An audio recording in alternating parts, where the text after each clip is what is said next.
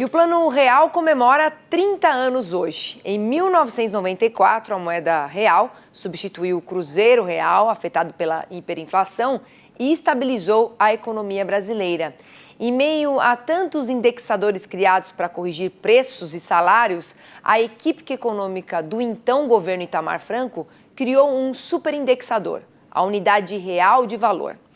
E por 3 meses, todos os preços e salários foram discriminados em cruzeiros reais e em um RV, na qual a cotação variava diariamente e era mais ou menos atrelada ao dólar. A implementação da moeda real trouxe estabilidade econômica, aumentou o poder de compra e reduziu a inflação a níveis controlados.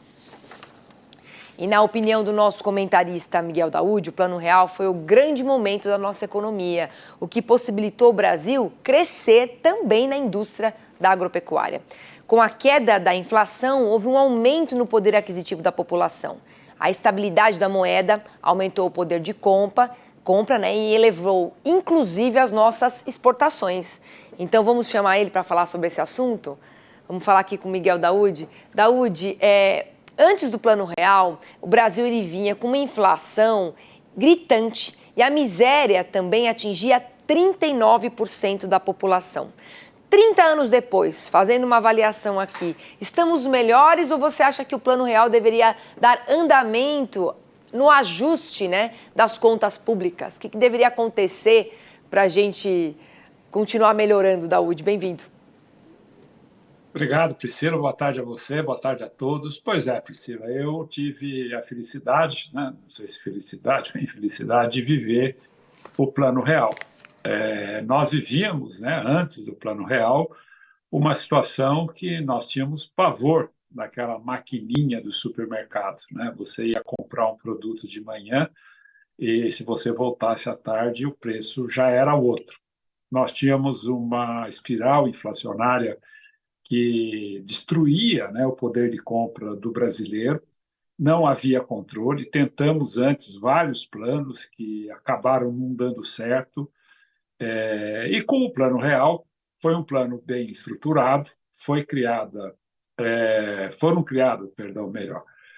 duas moedas, que era a moeda do real, do novo real, e a URV, a Unidade de Valor, que era uma moeda virtual, que você fazia a indexação e a descompressão da inflação. Isso foi, sem dúvida nenhuma, um grande tento, conseguiu-se controlar a inflação, mas precisavam de outras medidas, porque o Brasil vive até hoje com o fantasma da indexação. A gente percebe claramente que as despesas do governo aumentam com a indexação. Na ocasião, o mandato de presidente era de 5 anos, 4 anos, e o Fernando Henrique, então, resolveu ter mais um mandato e precisou fazer uma PEC, e essa PEC acabou custando, inclusive na época, que o governo comprava deputados por R$200 mil, enfim. E as medidas complementares ao Plano Real não aconteceram, e até hoje elas estão pendentes disso. O que o Plano Real precisa? Ele precisa exatamente de um controle dessa indexação e de um controle das despesas públicas. Porque, senão, nós vamos voltar a uma época desastrosa. O avô do Roberto Campos, o presidente do Banco Central, o Roberto Campos, na época, dizia que a inflação ela decorre, tínhamos uma inflação em função da expansão monetária. E o que nós estamos vivendo hoje? A expansão monetária. Quer dizer, o governo ele emite dinheiro ou emite dívida para poder continuar gastando. E isso é o risco do Plano Real. Esse é um dos riscos, e o outro é que nós precisamos ter uma revolução no sistema educacional para aumentar a produtividade, coisa que também nós não tivemos.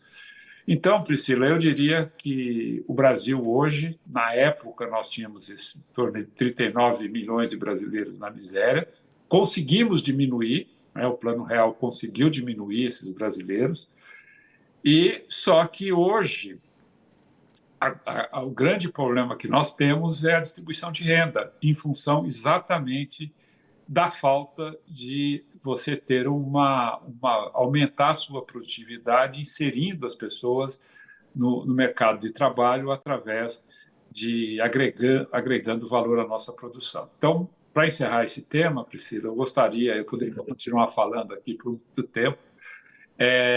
O agronegócio brasileiro começou aí a explodir, né? Começou a explodir em função exatamente da situação de estabilidade da moeda, que acabou dando ganho para o povo brasileiro. E aí o agronegócio hoje continua trazendo louros para a nossa economia, mostrando a sua capacidade.